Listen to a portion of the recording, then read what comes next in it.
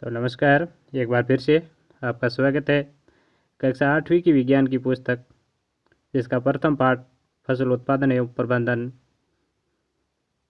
तीसरा भाग, प्रथम पाठ का तीसरा और अंतिम भाग, जिसमें आज अपन पढ़ेंगे प्रश्न उत्तर। अभ्यास। तो देखो, उचित शब्द छांट कर रिक्त स्थानों की पूर्ति करो। यानी पहले ही अपने को रिक्त स्थानों की पूर्ति करनी है या शब्द दिए गए इनमें से छांट के लिखना है। तो तैरने, फल, फसल, पोषक और तैयारी, इसमें से ही सब छांट के ये खाली जगह भरनी है। तो पहली है, एक स्थान पर एक ही प्रकार की बड़ी मात्रा में उगाए गए पौधों को खाली जगह कहते हैं। क्या कहते हैं? तो फसल कहते हैं। क्या कहते हैं? फसल कहते हैं। तो क में फसल आ जाएगा। ख, फसल उगाने से पहले प्रथम चरण में मिट्टी की खाली जगह होती है। तो क्या होती है? तैयारी होती है, यानी मिट्टी तैयार की जाती है। दूसरे में तैयारी आ जाएगा। इसी तरीके से अगले पेज पे चलते हैं। ख के बाद है ग, जिसकी खाली जगह अपने को भरनी है। क्षतिग्रस्त बीज जल की सतह पर खाली जगह लगेगा, यानी तैरने लगेगा, यानी खाली जगह में तैरने आ जाएगा। फसल उगाने के लिए पर्याप्त सूर्य के प्रकाश एवं मिट्टी से खाली जगह तथा खाली जगह आवश्यक है। तो क्या पे अपने को पोषक तत्व और सूर्य के प्रकाश तो होती है, लेकिन मिट्टी से क्या आवश्यक होता है? तो यह पहली जगह में आ जाएगा। मिट्टी से अपने को आवश्यक होता है जल और पोषक, दूसरी खाली जगह में आ जाएगा पोषक तत्व। तो इसी तरीके से पहला सवाल अपना पूरा हुआ। दूसरा है, कॉलम ए में से दिए गए शब्दों को मिलाकर कॉलम बी से कीजिए, यानी मिलान करना है। खरीफ की फसल तो इसमें कौन सी है? आपको ज्ञात होगा। खरीफ की फसल यानी धान और मक्का। रबी की फसल गेहूँ, चना, मटर। रासायनिक उर्वरक है यूरिया, सुपर फास्फेट। कार्बनिक खाद मवेशियों का चारा। तो इसी तरीके से दूसरा सवाल आपका पूरा। तीसरा है, निम्न के दो उदाहरण दीजिए। पूछा हुआ है खरीफ और रबी के दो उदाहरण देने हैं। तो अभी अपने मिलाया, यानी खरीफ की फसल। तो खरीफ की फसल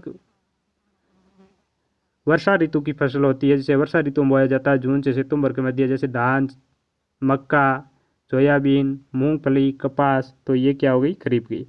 और रबी की फसल, तो रबी की फसल शीत ऋतु में बोई जाती है, गेहूँ, चना, सरसों और मटर। तो ये रबी का हो गया। तीसरा है, निम्न पर अपने शब्दों में एक एक पैराग्राफ लिखिए। यानी कुछ शब्द याद दिए गए हैं, इसको अपनी भाषा में आपको पैराग्राफ लिखना है। जैसा कि आपको याद है, मिट्टी को तैयार करना, किस तरीके से मिट्टी को तैयार किया जाता है, क्यों किया जाता है, बुआई करना, फिर निराई और फिर थ्रेशिंग। एंड सर्वप्रथम मिट्टी की तैयार करने के बारे में आपको लिखना है कि फसल उत्पादन के चरणों में प्रथम चरण में मिट्टी को तैयार किया जाता है, पोला किया जाता है, जिससे पेड़ पौधों की जड़ें आसानी से शोषण कर सकती है और मित्र कीट है वो आसानी से उसके अंदर विचरण कर सकते हैं। गैसों का आदान प्रदान आसानी से हो सकता है। दूसरा है बुआई में अपन क्या करते हैं? कल्टीवेटर की सहायता से फसल के बीजों को बोते हैं खेतों में और उचित गुणवत्ता के बीज लेके बोते हैं। निराई यानी खरपतवार को हटाने के लिए अपन निराई करते हैं, यानी अनावश्यक जो फसल के साथ अनावश्यक पौधे उगाते हैं उसको हटाना। थ्रेशिंग है, जब फसल पक जाती है तो दाने अलग करना क्या कहलाता है? थ्रेशिंग कहलाता है। अगला 5वां सवाल है आपका, स्पष्ट कीजिए कि उर्वरक खाद से किस प्रकार भिन्न है। यानी कि आपको स्पष्ट करना है कि उर्वरक खाद से किस प्रकार से अलग है। तो देखो, खाद हुई है तो अपने खेतों में तैयार की जाती है, और उर्वरक है ये फैक्ट्रियों में तैयार किए जाते हैं। तो ये पहला तो अंतर हो गया, ये भिन्न हो गया।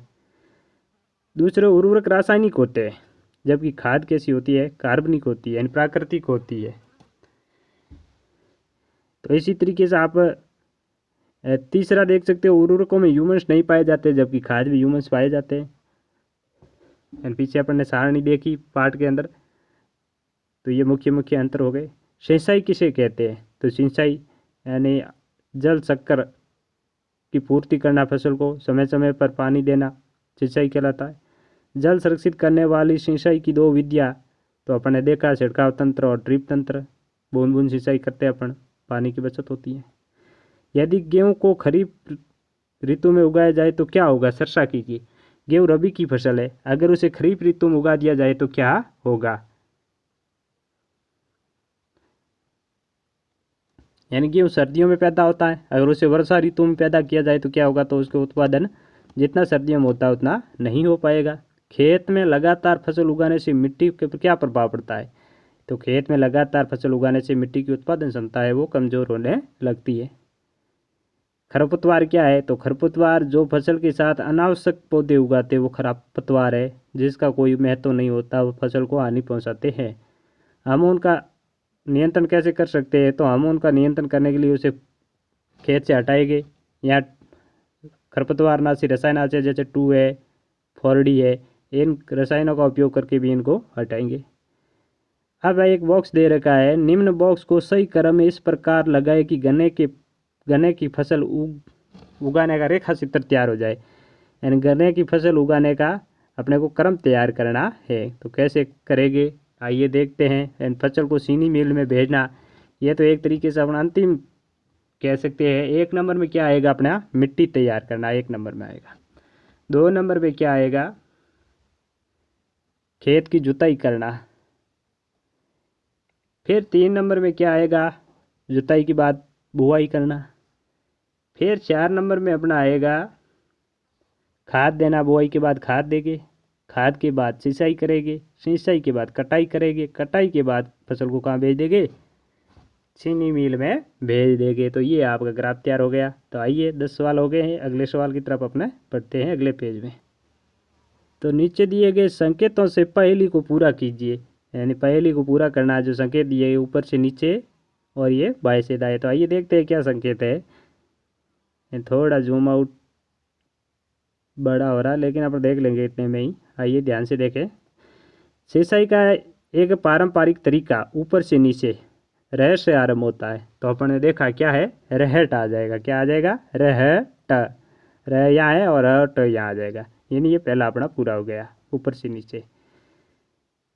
फिर यहाँ कुछ है नहीं, पहला दाएं से बाएं देख लेते हैं, एक जगह यहाँ खाली है। शीत ऋतु में उगाई जाने वाली फसलें, यानी शीत ऋतु में सर्दियों में उगाई जाने वाली फसलें कौन सी है, जिसका प्रथम अक्षर र है, तो रबी आ जाएगा। कौन सी आ जाएगी, रबी, यानी बी आ जाएगा यहाँ पर। तो ये अपना चैप्टर पूरा हो गया। अब तीसरा ऊपर से नीचे देखते हैं। फसल जिन्हें वर्षा ऋतु में बोया जाता है, एंड लास्ट में इसका फ है, अंतिम अक्षर क्या है, फ, तो खरीफ क्या आ जाएगा, खरीफ आ जाएगा। इस तरीके से ये पूरा हुआ। अब चौथा दाएं से बाएं देखते हैं, जिसका प्रथम अक्षर क्या है, फ है।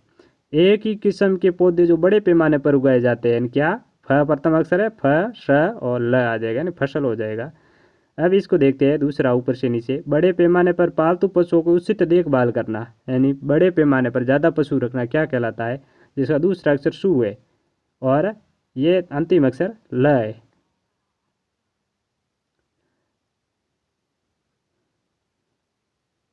तो इसका 20 का सेकंड लास्ट अक्षर ल आएगा, तो क्या आएगा, पशुपालन हो जाएगा। प या सु है, पा या ल है, न आ जाएगा, पशुपालन। इस तरीके से हुआ कौन सा, अपना दूसरा ऊपर से नीचे कंप्लीट हो गया। छठा दाएं से बाएं ऊपर से नीचे देखते हैं अपन। फसल पक जाने के बाद काटना क्या कहलाता है, तो कटाई कहलाता है। काटना क्या कहलाता है, कटाई कहलाता है, यानी कटाई आ जाएगा यहाँ पर। फिर पांचवा दाएं से बाएं, रासायनिक पदार्थ जो पौधों को पोषक प्रदान करते हैं, तो उर्वरक आ जाएगा। यहाँ क्या आ जाएगा, उर्वरक आ जाएगा। और खरपतवार हटाने की प्रक्रिया क्या करती है, निराई कहलाती है, यहाँ आ जाएगा निराई। इस तरीके से अपने प्रश्न उत्तर पूर्ण हुए। ये क्रियाकलाप आप देखेंगे। धन्यवाद। दूसरा पार्ट जल्दी ही अपलोड होगा। कुछ कमी रही है तो सुझाव अवश्य दें आप। धन्यवाद। जय हिंद, जय भारत।